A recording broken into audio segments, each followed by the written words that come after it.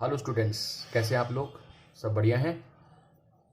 अब तक हमने पार्टनरशिप टॉपिक में पहला चैप्टर जो फंडामेंटल ऑफ पार्टनरशिप से रिलेटेड था वो कर लिया था विद क्वेश्चंस और उनकी प्रॉब्लम्स भी ले ली थी। सेकंड चैप्टर मैंने स्टार्ट किया था रिकॉन्स्टिट्यूशन इन पार्टनरशिप या change in profit sharing ratio in existing partners में मैंने आपको कंसेप्ट ऑफ रिकॉन्स्टिट्यूशन, उसके फीचर्स हैं, फैक्टर्स ऑफ गुडविल हैं, ये सब चीज़ आपको समझाई थी। साथ में वैल्यूएशन ऑफ गुडविल के अंदर कौन कौन से फॉर्मूले होते हैं जिनके कारण जिससे हम गुडविल का वैल्यूएशन करते हैं वो मैंने आपको पहले वाले लेक्चर में समझाया था। आज उसी से रिलेटेड मैं आपके लिए 2-3 क्वेश्चंस लेकर के आया हूँ। अगर वो आप करेंगे तो आपको वैल्यूएशन ऑफ गुडविल आसानी से समझ में आ जाएगा। ठीक है, स्टार्ट करते हैं अपन। देखिए बच्चों, इलस्ट्रेशन नंबर हमारा 4 है डीके गोयल का। इलस्ट्रेशन नंबर हमारा एग्जाम्पल नंबर 4। ठीक है, इसमें क्या लिखा हुआ है?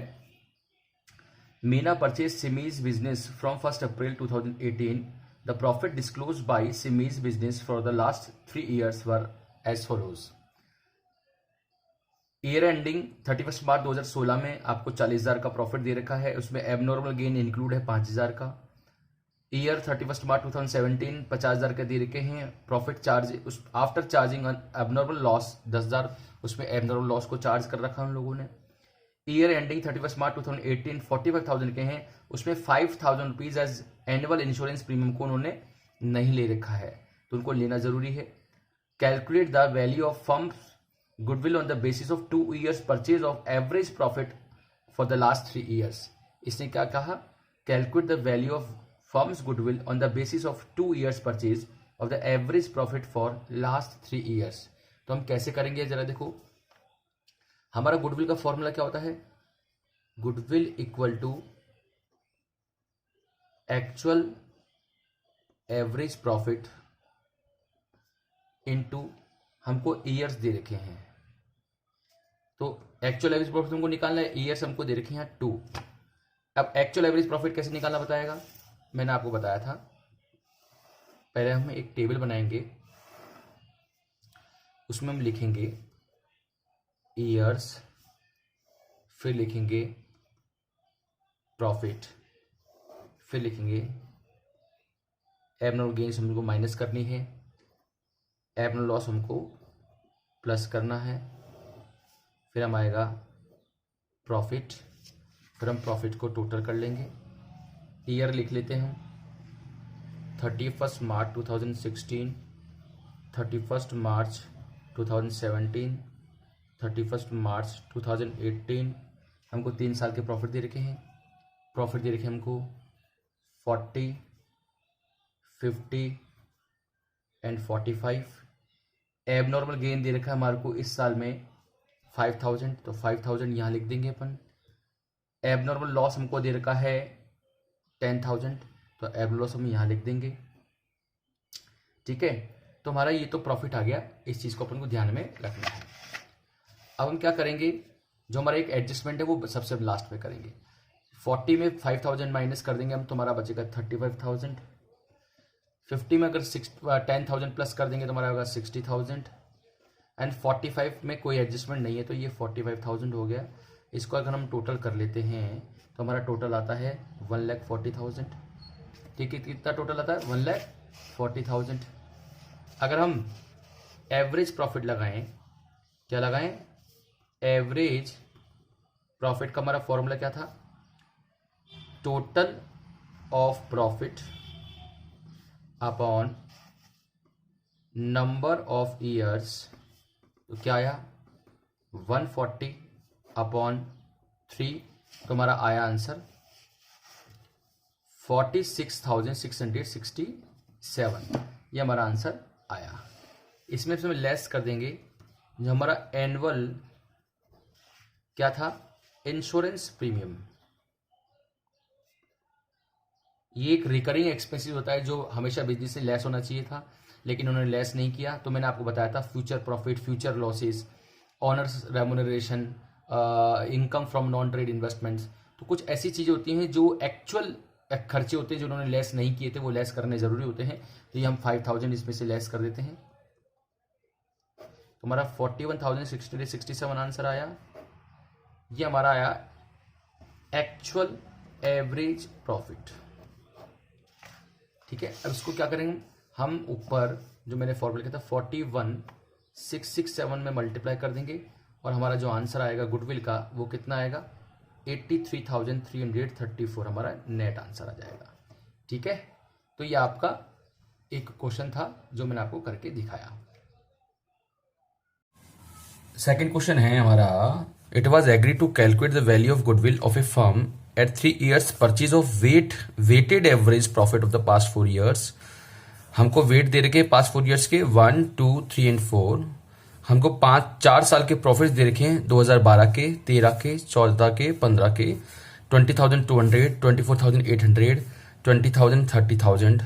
ये स्क्रूटनी जब करी गई आपस में तो ये पता लगा कि भाई 1 दिसंबर 2013 को एक मेजर रिपेयर करवाया गया। मेजर रिपेयर करवाया जो प्लांटर मशीनरी का था 6,000 रुपए का, उसको गलती से रेवेन्यू में चार्ज कर लिया और इस 6,000 पर हमको डेप्रिसिएशन भी चार्ज करना था।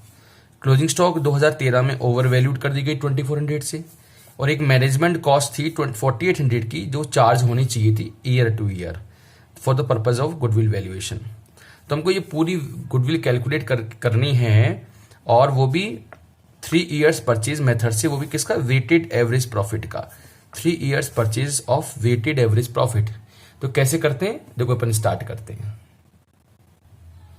अपन क्या करेंगे, मैंने वो तरीका बताया था, इस तरह से कॉलम बनाएंगे। मैंने कल जूम पर अलग तरीके से करके बताया था, मैं आज अलग तरीके से करके दिखा रहा हूं। ये और भी इजी मेथड है। या हम लिखेंगे पर्टिकुलर, यहां 2012 का प्रॉफिट, यहां 2013, यहां 2014, यहां 2015। ठीक है, ये हम कर क्या रहे हैं, कैलकुलेशन कर रहे हैं एडजस्टेड प्रॉफिट। ये हमारी एडजस्टेबल टेबल है। ठीक है, फॉर कैलकुलेशन ऑफ प्रॉफिट्स। ठीक है, ये हमारी टेबल है। हमने प्रॉफिट्स जो हमको क्वेश्चन में दे रखे हैं वो लिख लिए। इसको हम वर्टिकल फॉर्मेट में भी कर सकते हैं और हॉरिजॉन्टल में भी कर सकते हैं। हमको पहले साल का 20,200 दे रखा है, 24,800 दे रखा है, 20,000 दे रखा है एंड 30,000 दे रखा है। ठीक है, उसके बाद हम क्या करेंगे, सबसे पहले हमारा पॉइंट था कि हमारा ये था कि गलती से इन्होंने एक प्लांटर मशीनरी में मेजर रिपेयर करवाया था। क्या करवाया था, मेजर रिपेयर।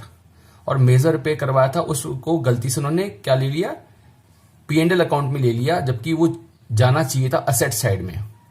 तो P&L में अगर कोई चीज हम ले लेंगे, डेबिट साइड में ले लेंगे, तो P&L का एक्सपेंसेस साइड बढ़ जाएगा, और जब P&L का एक्सपेंसेस साइड बढ़ जाएगा तो हमारा प्रॉफिट एंड लॉस कम हो जाएगा। तो उसको रेक्टिफाइड करने के लिए इसको हमको वापस बढ़ाना पड़ेगा, जिस भी ईयर से वो रिलेटेड होगा। तो हम क्या करेंगे, ऐड लिखेंगे, यहां ये लिखेंगे capital expenditure charge to revenue. ये लिख करके जिस भी ईयर से रिलेटेड था, वो था 1 दिसंबर 2013। 13 का मतलब वो ईयर खत्म होगा 31 मार्च 2014 में एंड होगा। तो हम यहां 6,000 रुपए ऐड कर लेंगे।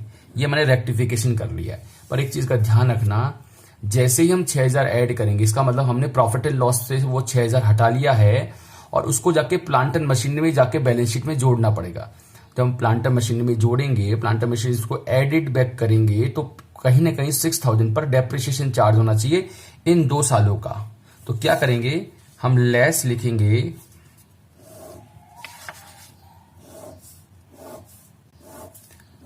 और लिखेंगे यहां पर डेप्रिसिएशन।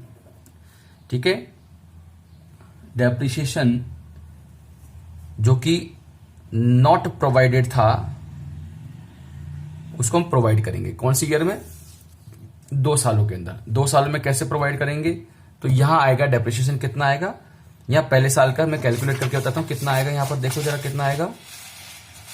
अगर 6000 की असेट थी, 10% डेप्रिसिएशन का था, तो 4 महीना मतलब क्या हुआ, 1 दिसंबर से 31 मार्च 2014, ये 1 दिसंबर 2013 था, ये 2014 तक हो गया, टोटल 4 महीने हो गए।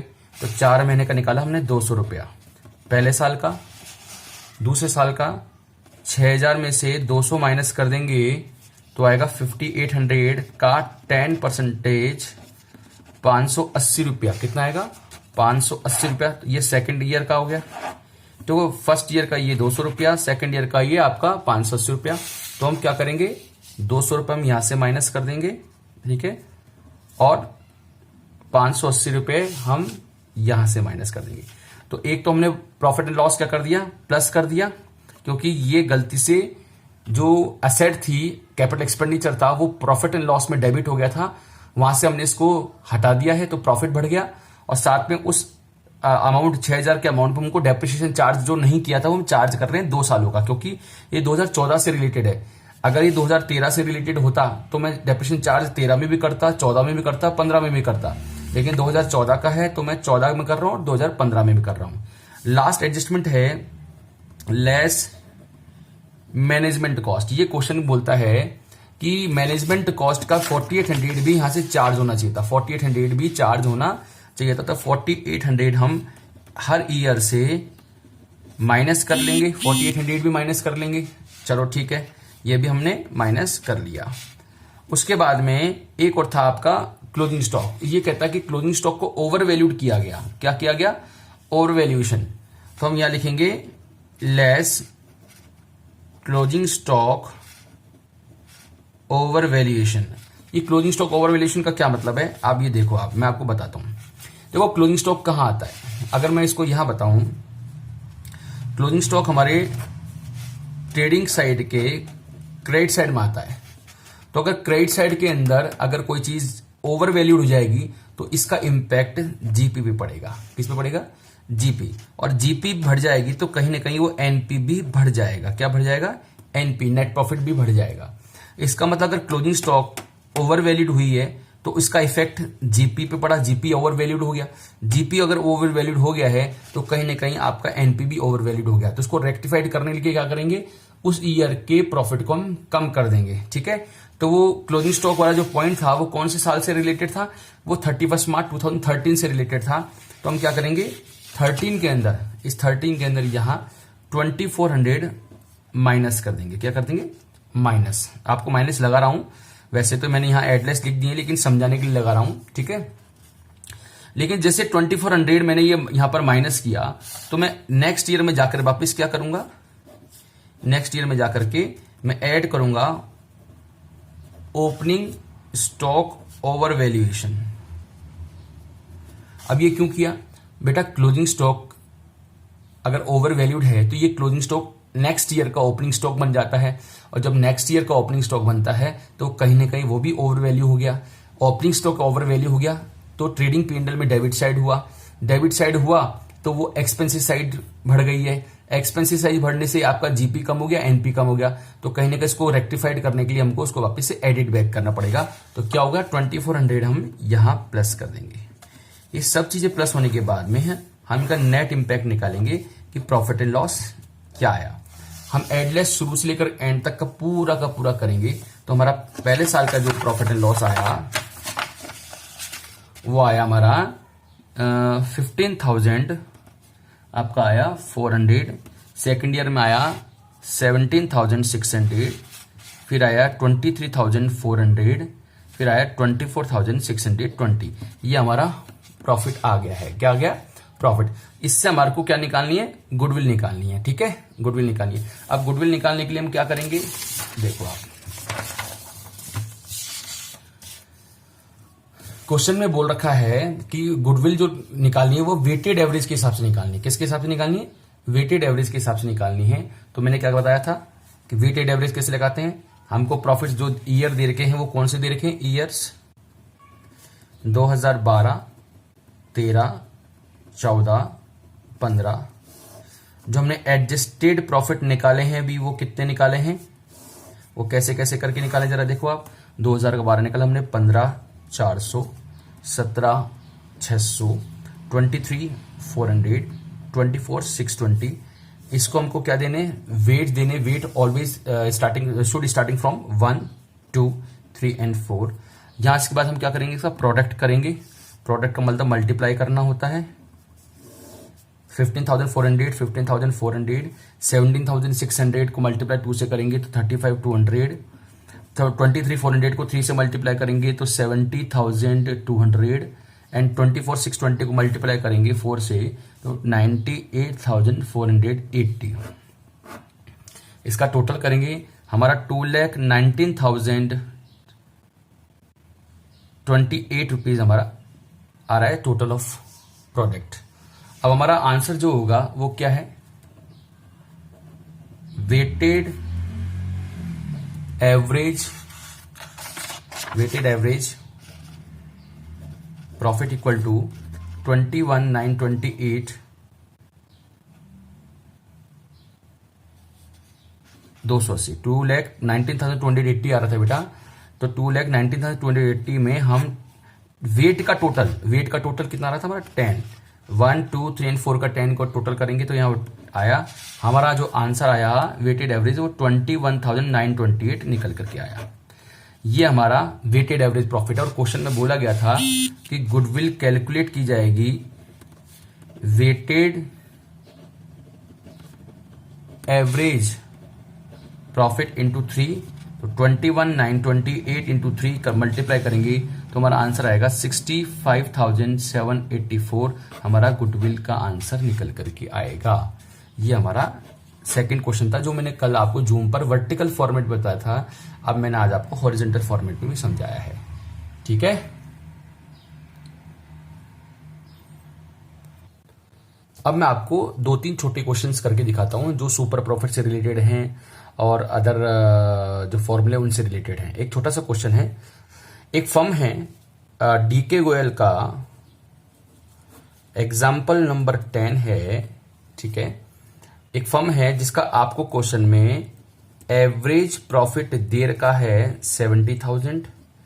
ठीक है, और इसमें एबनॉर्मल गेन इंक्लूडेड है, इसमें एबनॉर्मल गेन इंक्लूडेड है 5,000 रुपया। इस चीज को ध्यान रखना है अपन को।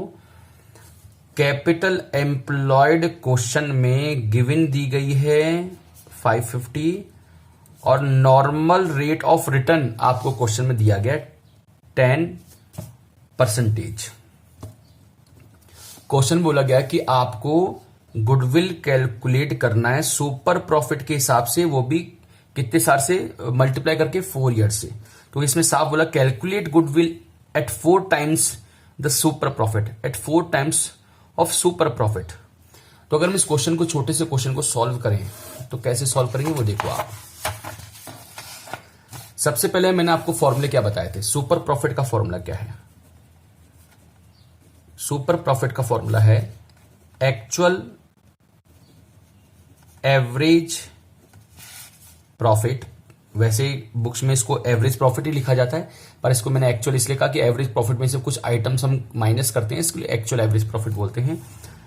ठीक है, माइनस नॉर्मल प्रॉफिट। अब एक्चुअल एवरेज प्रॉफिट तो हमको क्वेश्चन के अंदर दे रखा है, वो कितना दे रखा है क्वेश्चन के अंदर, वो हमको दे रखा है 70,000। लेकिन कितना दे रखा है 70,000, लेकिन उसमें से हम 5,000 पहले माइनस कर लेंगे क्योंकि हमको एक्चुअल एवरेज प्रॉफिट से हमको एवरेज दिया गया है। इस एवरेज से हम एबनॉर्मल गेन माइनस कर लेंगे तो हमारा 65,000 आएगा।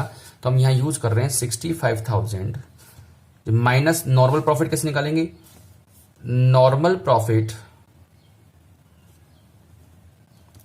का फॉर्मूला था capital employed into normal rate of return upon 100। Capital employed हमको क्वेश्चन में कितनी दे रखी, 5,50,000 इंटू 10%, ये आया 55,000। ये 55,000 कहां जाएगा, ऊपर चले जाएगा। ठीक है, हमारा आंसर आया सुपर प्रॉफिट का कितना, 10,000, और सुपर प्रॉफिट को कितने से मल्टीप्लाई करना है, 4 से। तो goodwill equal to super profit goodwill equal to super profit into 4, तो आंसर आया 10,000 इंटू 4, आंसर आपका आया 40,000 गुडविल का। क्या आ गया? ये सुपर प्रॉफिट पे बेस्ड था क्वेश्चन। ठीक है, अब आपको एक क्वेश्चन और कराता हूं, बहुत अच्छा क्वेश्चन है बेटा वो, और उसमें बच्चों को थोड़ी समस्या भी आती है, बच्चों को वो क्वेश्चन ढंग से नहीं पढ़े तो। ऑन 1 अप्रैल 2018 एक फर्म है, एक फर्म की एग्जाम्पल है डीके गोयल का। डीके गोयल का एग्जाम्पल नंबर है बेटा 12। ठीक है, एक फर्म है, उसकी असेट थी 75,000। ठीक है, उसमें कैश इंक्लूडेड था 5,000 का। ठीक है, ध्यान रखना। पार्टनर्स की कैपिटल, पार्टनर्स कैपिटल आपको दे रखी है 60,000 रुपीज। बैलेंस शीट के कुछ कंटेंट बताए इन्होंने, और साथ में रिजर्व भी दे रखे हैं। क्या दे रखे हैं? हमको रिजर्व भी दे रखे हैं, बाकी बचे हुए जो भी रेस्ट होगा मैं बता दूंगा। रेस्ट रिजर्व कैसे निकलेगा वो भी बता दूंगा मैं आपको। Normal rate of return question में दे रखी है बेटा, वो दे रखी है 10%। आपको गुडविल भी कैलकुलेट कर रखी है, गुडविल आपकी दे रखी है 24,000, जो कैलकुलेट की गई है क्या 4 इयर्स परचेज मेथड से of super profit, super profit से कैलकुलेट की गई है, ध्यान रखना। तो आपको क्या निकालना है? एवरेज प्रॉफिट निकालना। क्या निकालना आपको? आपको एवरेज प्रॉफिट निकालना। ये क्वेश्चन ये है। तो बेटा क्वेश्चन करना कैसे वो देखो आप। तो हमको क्वेश्चन में क्या क्या दे रखा है जरा देखो आप। हमको असेट दे रखी 75,000, हमको इसमें इंक्लूडिंग कैश दे रखा है, हमको पार्टनर्स कैपिटल दे रखी 60,000, रिजर्व दे रखे हैं, जो भी निकालने रिजर्व रेस्ट दे रखे हैं। नॉर्मल रेट ऑफ रिटर्न आपको 10% क्वेश्चन में गिवन है पर एनम के हिसाब से। गुडविल आपको 24,000 ऑलरेडी कैलकुलेट करके दिखाई गई है, लेकिन गुडविल जो कैलकुलेट की गई है सुपर प्रॉफिट से कैलकुलेट की गई है 4 इयर्स परचेज मेथड से। और हमको अब निकालना है एवरेज प्रॉफिट। तो कैसे निकालना है? क्वेश्चन में सबसे जो चीज इंपॉर्टेंट दे रखी है वो देखिए सुपर प्रॉफिट। तो सुपर प्रॉफिट का फॉर्मूला क्या होता है वो देखो आप। नहीं, सबसे पहले हमको जो दे रखा है वो क्या दे रखा है? हमको गुडविल दे रखी है। गुडविल कैसे निकाला था उन्होंने? Super profit into 4। गुडविल हमको 24,000 दे रखी है। ठीक है, सुपर प्रॉफिट हमको मालूम नहीं है, इंटू 4। तो सुपर प्रॉफिट निकल के आ जाएगा, super profit equal to 24,000 upon 4, 6,000 super profit आ गया बेटा। सुपर प्रॉफिट का फॉर्मूला होता है actual average profit minus normal profit. ठीक है, तो सुपर प्रॉफिट हमारा कितना आ गया? 6,000 आई गया। अभी यहां से हमने निकाला था ये वाला 6,000, ये यहां लिख दिया हमने। एक्चुअल एवरेज प्रॉफिट वो हमको निकालना पड़ेगा क्योंकि क्वेश्चन में यही बोला है। अब हमको नॉर्मल प्रॉफिट की बात करते हैं। नॉर्मल प्रॉफिट, नॉर्मल प्रॉफिट का फॉर्मूला मैंने आपको बताया था capital employed into normal rate of return upon 100। वो हमको 10% दे रखी है। अब हमको कैपिटल एम्प्लॉयड निकालना है। कैपिटल एम्प्लॉयड का फॉर्मूला मैंने बताया था आपको, total asset minus current liability, ये बताया था। अब हमको टोटल एसेट्स निकालनी पड़ेंगी, उसमें से करंट लायबिलिटी भी माइनस करनी पड़ेगी। तो कैपिटल एम्प्लॉयड हम कैसे निकालेंगे? सबसे पहले यहां पर सबसे इंपॉर्टेंट चीज है, देखो आपको छोटा सा मैं कुछ बैलेंस शीट बना के दिखाता हूं। एक छोटी सी मैंने बैलेंस शीट बना के आपको दिखा रहा हूं। उस बैलेंस शीट में हमको क्या क्या दे रखा है? हमारे को असेट दे रखी है, कितनी की असेट दे रखी थी बताया था मैंने आपको क्वेश्चन में, 75,000 की। ठीक है, उसमें कैश इंक्लूडेड था तो वो तो असेट ही हो गई 75,000 की। अगर आप इसको लिखना चाहो तो आप 70,000 लिख दो और कैश को लिख दो आप 5,000 रुपया, पर असेट का टोटल तो आएगा 75 ना, उससे फर्क क्या पड़ता है। आपको पार्टनर्स कैपिटल दे रखी थी 60,000। ठीक है, और साथ में आपको रिजर्व दे रखे रेस्ट। तो 75,000 में से अगर 60,000 माइनस करेंगे तो आपके पास रिजर्व ऑटोमेटिकली 15,000 बच जाएंगे। इसका मतलब क्वेश्चन में आपको करंट लायबिलिटी गिवन क्वेश्चन में है ही नहीं, तो 75,000 हम यहां लिख देंगे। ठीक है, इसमें से करंट लायबिलिटी हमारे पास है नहीं, तो हमारे पास कैपिटल एम्प्लॉयड 75,000 की ही आएगी। ये 75,000 हम यहां लिखेंगे, इसका 10% हमारा 7,500 आएगा।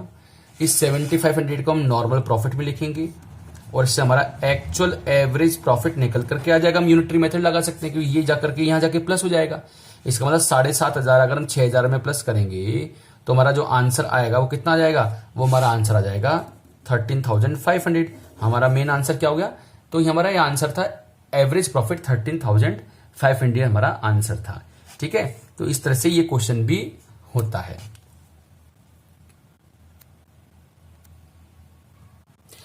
अब एक क्वेश्चन है, एक एग्जांपल है डीके गोयल का, एग्जांपल नंबर 15, जो कैपिटलाइजेशन मेथड पे डिपेंड है, क्योंकि आपका ये मेथड कैपिटलाइजेशन मेथड भी है।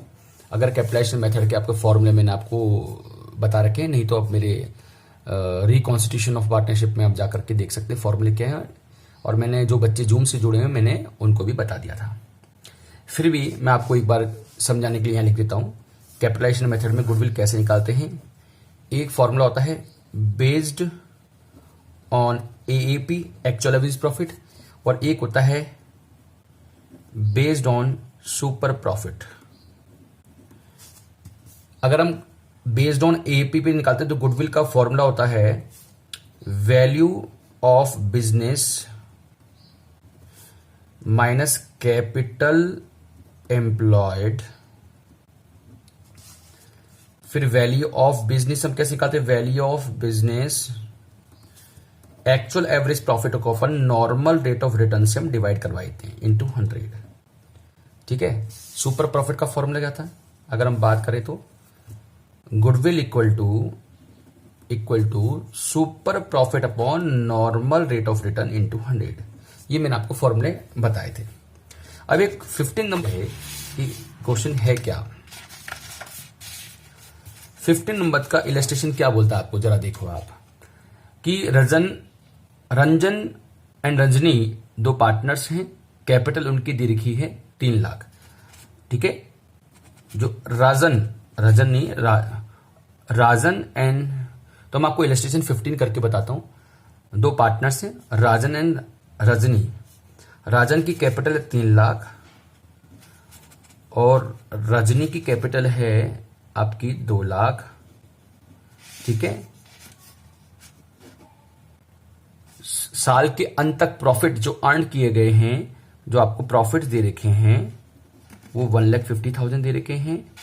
आपको गुडविल कैलकुलेट करना है, वो भी कैपिटलाइजेशन मेथड से। ठीक है, आपको नॉर्मल रेट ऑफ रिटर्न दे रखी क्वेश्चन में 10%, और कैपिटलाइजेशन ऑफ एवरेज प्रॉफिट, किसका, एवरेज प्रॉफिट का करना है। ध्यान रखना, हर चीज का आपको स्पेसिफाइड कर दिया जाएगा। अगर मैं फॉर्मूलों की बात करूं तो मैंने आपको पहले बताया था कि कैसे हम करेंगे क्वेश्चन को, क्योंकि बेस्ड क्वेश्चन एवरेज प्रॉफिट पे हो गया है तो फॉर्मूला भी इसका लगेगा। तो goodwill equal to value of business, देखो वैल्यू ऑफ बिजनेस को भी बोलते हैं बुक वाले, या capitalised value of average profit भी बोल सकते हैं, डजेंट मैटर, कोई फर्क नहीं पड़ता। तो capitalised value of average profit minus capital employed, और मैंने इसका नाम रख दिया value of business. Value of business हमेशा सामने वाला आपको ऑफर करेगा कि भाई कितना मैं आपको पैसे दे रहा हूं, तो वो कैपिटलाइज्ड वैल्यू होता है आपकी। ठीक है, बैलेंस शीट से निकाली जाती। तो वैल्यू ऑफ बिजनेस का फॉर्मूला मैंने बताया था, वैल्यू ऑफ बिजनेस का फॉर्मूला मैंने आपको बताया था actual average profit upon normal rate of return into 100। आपको वो क्वेश्चन में दे रखा है, आंसर में प्रॉफिट दे रखे हैं, एक्चुअल एवरेज प्रॉफिट मैंने बताया था आपको 1,50,000 दे रखे हैं। तो 150 में मैं 10% का डिवाइड कर लूंगा तो 15 लाख रुपए आएगा। क्या आएगा, 15 लाख रुपए आएगा। ठीक है, तो 15 लाख रुपए में यहां रख देता हूं, माइनस कैपिटल एम्प्लॉयड की बात करते हैं हम। कैपिटल एम्प्लॉयड कहां से लेके आए हैं, कैपिटल एम्प्लॉयड भी तो कैपिटल एम्प्लॉयड क्वेश्चन में क्या दे रखा है, मैंने बताया था पार्टनर्स की कैपिटल दे रखी है, वो कैपिटल एम्प्लॉयड है। क्या दे रखी है? पार्टनर्स की कैपिटल, वो कितनी दे रखी है क्वेश्चन में? 5 लाख रुपया। बताया था आपको मैंने, राजन और रजनी की कैपिटल, वो कैपिटल एम्प्लॉयड है, तो वो 5 लाख माइनस कर दी, आपका आंसर गुडविल का 10 लाख आ गया है। क्या आ गया आपका गुडविल का आंसर? 10 लाख रुपया आ गया है। ये आपका कैपिटलाइजेशन मेथड था। ठीक है। अब बेटा हमारा टॉपिक था अकाउंटिंग ट्रीटमेंट। मैंने आपको अपने जो लेक्चर डाला था यूट्यूब पर रिकॉन्स्टिट्यूशन इन पार्टनरशिप के अंदर, तो उसमें मैंने बताया था आपको कि अकाउंटिंग ट्रीटमेंट हमारा लास्ट टॉपिक है। लास्ट टॉपिक में मैंने आपको 3 ट्रीटमेंट बताए थे। अकाउंटिंग ट्रीटमेंट में 3 तरह के हम ट्रीटमेंट करेंगे। गुडविल का अकाउंटिंग ट्रीटमेंट करेंगे, एक करेंगे एक्यूमुलेटेड प्रॉफिट्स को, जिसको हम ओल्ड प्रॉफिट भी बोलते हैं, जिसको बोलते हैं ओल्ड प्रॉफिट भी बोलते हैं।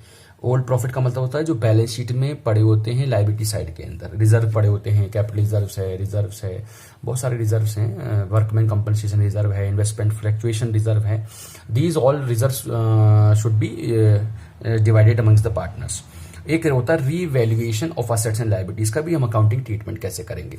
बेटा जब रिकॉन्स्टिट्यूशन इन एग्जिस्टिंग पार्टनर्स होता है, तो जिस दिन ये पुराना एग्रीमेंट नए एग्रीमेंट में कन्वर्ट होता है, तो हमारे को गुडविल का वैल्यूएशन करना पड़ता है। जो एक्यूमुलेटेड प्रॉफिट्स होते हैं, जो पुराने प्रॉफिट्स पड़े हुए हैं, उनको ट्रीटमेंट करना पड़ता है, और असेट्स एंड लायबिलिटीज को हमको रिवैल्यूएट करना पड़ता है। तो गुडविल का ट्रीटमेंट की जो एंट्री है वो बड़ी सिंपल एंट्री है, ध्यान रखना आपको। एंट्री है gaining partners to sacrificing partners. Gaining partners to sacrificing partners, ध्यान रखना ये एंट्री। और गेनिंग रेशियो और सैक्रिफाइस रेशियो तो आपको मैंने निकालना बता दिया है, फिर भी मैं आपको बता देता हूँ। गेनिंग रेशियो बताया था, sacrifice ratio equal to old ratio minus new ratio, और gaining ratio equal to new ratio minus old ratio. आपको मैंने बताया था जो भी पार्टनर्स गेन करेगा वो डेबिट हो जाएगा, और जो भी पार्टनर सैक्रिफाइस करेंगे वो क्रेडिट हो जाएगा। तो gaining partners account debit to sacrificing partners. अब इसके आगे हम कैपिटल और करंट लगाना चाहेंगे, वो क्वेश्चन के हिसाब से लगा लेंगे। ये मैं आपको समझा चुका हूं। ठीक है। सेकंड टॉपिक हमारा आता है, वो सेकंड टॉपिक था एक्यूमुलेटेड प्रॉफिट। एक्यूमुलेटेड प्रॉफिट के बारे में बेटा क्या है, आप सुन लो एक बार आप। इसमें 2 पॉइंट है। क्या पॉइंट है कि क्या पार्टनर्स प्रॉफिट को बांटना चाहते हैं।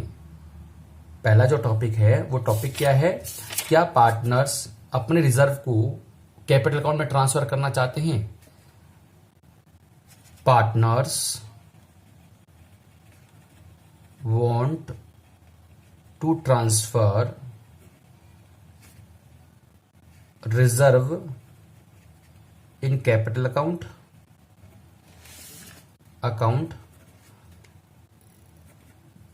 पार्टनर्स do not want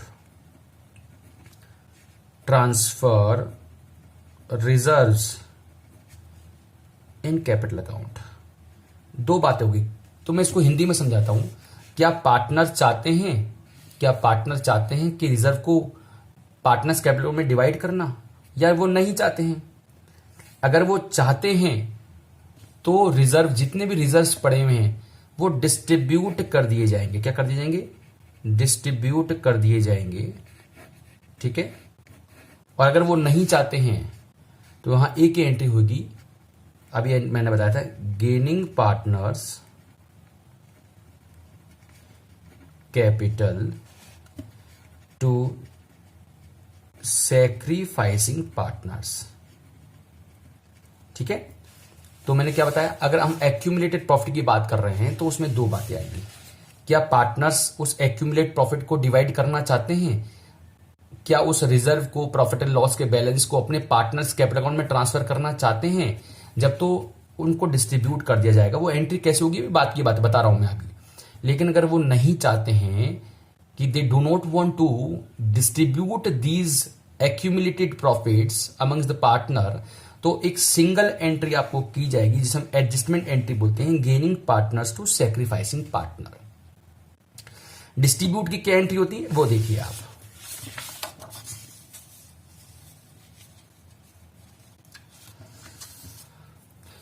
आपने देखा होगा बैलेंस शीट में आपको जितने भी रिजर्व दिए जाएंगे, चाहे वो रिजर्व हो, चाहे वो आपका प्रॉफिट एंड लॉस का बैलेंस हो, चाहे वो वर्कमैन कंपनसेशन रिजर्व हो, चाहे वो इन्वेस्टमेंट फ्लैक्चुएशन रिजर्व हो, दुनिया जहान के जितने भी रिजर्व होते हैं बैलेंस शीट की लायबिलिटी साइड में दिए जाते हैं, क्योंकि लायबिलिटी का नेचर क्रेडिट होता है, उन सबका नेचर भी क्रेडिट होता है, और ये फर्म के लिए इनकम होती है जो क्रेडिट साइड में पड़ी होती है, जिसको डिस्ट्रीब्यूट नहीं किया गया।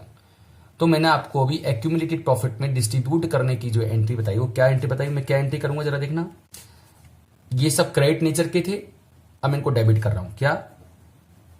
Reserve account debit, profit and loss account debit, workman compensation reserve account debit, investment fluctuation reserve account debit, to जितने भी पार्टनर्स हैं, जितने भी आपके पार्टनर्स हैं, ठीक है, पार्टनर्स कैपिटल। कौन से रेशियो में? बड़ा सिंपल है, कौन से रेशियो में? जो उनका ओल्ड रेशियो था।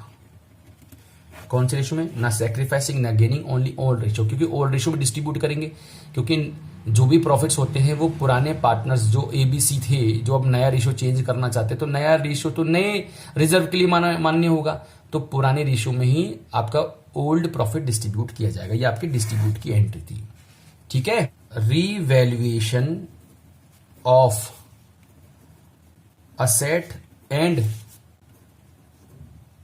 लायबिलिटीज, जब कोई पार्टनर रिकॉन्स्टिट्यूशन में जाते हैं, अपना रेशियो चेंज करते हैं, तो ध्यान रखिए वो अपनी असेट्स को रिवैल्यूएट करवाते हैं, और रिवैल्यूएट करवाने के बाद में प्रश्न ये होता है कि जो ये रिवैल्यूएट आई हैं, किस भाई प्लांट मशीनरी चेंज हो सकती है, उनका वैल्यू चेंज हो सकता है, कोई भी चीज चेंज हो सकती है, तो जो ये वैल्यू आई है उनका ट्रीटमेंट करना कैसे? तो ट्रीटमेंट करने के लिए यहां पर भी दो बातें आ गई हैं। क्या आ गई हैं? क्या पार्टनर्स चाहते हैं कि जो रिवाइज्ड वैल्यू आई हैं, जो रिवाइज्ड वैल्यूज आई हैं, are to be recorded in books. वो क्या चाहते हैं कि ये जो रिवाइज्ड वैल्यू आई हैं उनको बुक्स में रिकॉर्ड करना। जैसे प्लांट मशीनरी पहले 60,000 की थी, अब 1 लाख की हो गई, या कोई बिल्डिंग थी 5 लाख की, अब 4 लाख की हो गई। तो जो भी रिवैल्यूएशन का आंसर आएगा या जो रिवाइज फिगर्स आई हैं उनको चाहते हैं कि बैलेंस शीट में लेके आना। अगर वो चाहते हैं तो सारी एंट्रियां हो जाएंगी। कौन सी एंट्री होंगी? ऑल एंट्रीज, जितनी भी एंट्री होंगी एसेट्स एंड लायबिलिटी की, वो सारी एंट्रियां की जाएंगी। वो क्या क्या एंट्री होंगी? जैसे असेट का वैल्यू बढ़ गया, असेट इंक्रीज हो गई, तो असेट का नेचर डेबिट होता है, अगर वो इंक्रीज होगी तो असेट भी डेबिट हो जाएगी। तो फर्स्ट एंट्री होगी asset account debit, to revaluation account बनाया जाएगा जिसका नेचर नॉमिनल होता है, वो क्रेडिट हो जाएगा। तो प्रॉफिट क्रेडिट होता है हमेशा, असेट डेबिट हो गया, तो ये असेट बढ़ने का था। असेट कम होने की एंट्री क्या हो जाएगी? सेम अपोजिट एंट्री हो जाएगी। क्या? Revaluation account debit to asset, ये असेट के कम होने की एंट्री हो गई, ठीक है। तो फर्स्ट एंट्री और आपकी सेकेंड एंट्री। अगर मैं लायबिलिटीज को बताऊं, अगर लायबिलिटी इंक्रीज होगी तो क्या एंट्री होगी? Revaluation account debit to liabilities. Liability का नेचर क्रेडिट हो रहा है, होता है तो क्रेडिट होता है, तो अगर वो इंक्रीज होगी तो वो क्रेडिट हो जाएगी, लेकिन आपको लॉस हो जाएगा।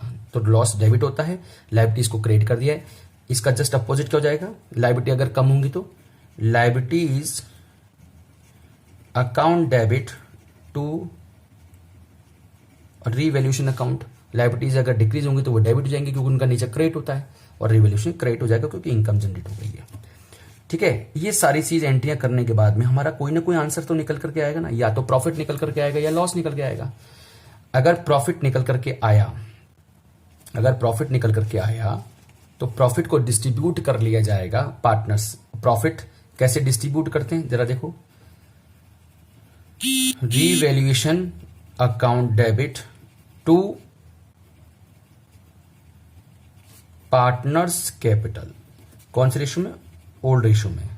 अगर प्रॉफिट है क्या आएगा? अगर प्रॉफिट आए हैं तो ओल्ड रेशियो में डिस्ट्रीब्यूट कर लेंगे, और अगर लॉस है, क्या लॉस है, तो लॉस की एंट्री अपोजिट हो जाएगी, क्या पार्टनर्स कैपिटल टू रिवैल्यूएशन। कौन से रेशो में? ओल्ड रेशो में। अगर क्या होगा? लॉस होगा। लॉस हो गया, प्रॉफिट हो गया। प्रॉफिट के केस में पार्टनर्स कैपिटल को क्रेडिट कर दिया है और लॉस के केस में पार्टनर्स कैपिटल को डेबिट कर दिया है। इस चीज को आपको ध्यान में रखना है। अब हमारा बचा हुआ जो टॉपिक है बेटा वो क्या है? अगर पार्टनर्स चाहते हैं कि जो आपकी रिवाइज्ड वैल्यू आई है, क्या ये रिवाइज्ड वैल्यू